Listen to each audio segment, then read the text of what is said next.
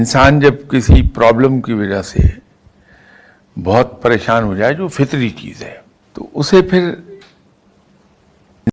بار بار repeatedly, جس کو ہم کہتے ہیں، ایک بات یاد کرنی چاہیے کہ میرے جاننے والوں میں سے کتنے لوگ ہیں جو اس سے بڑی مصیبتوں میں مبتلا ہو گئے لیکن رب نے انہیں بچا لیا۔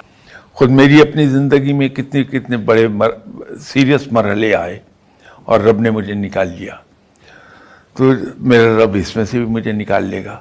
اس سے آپ کو سکون آ جائے گا اور ایک یقین پیدا ہوگا آپ کے اندر کہ میرا رب ضرور مجھے بچا لے گا۔ میرے پاس تو اس کا یہ آسان سا جواب ہے۔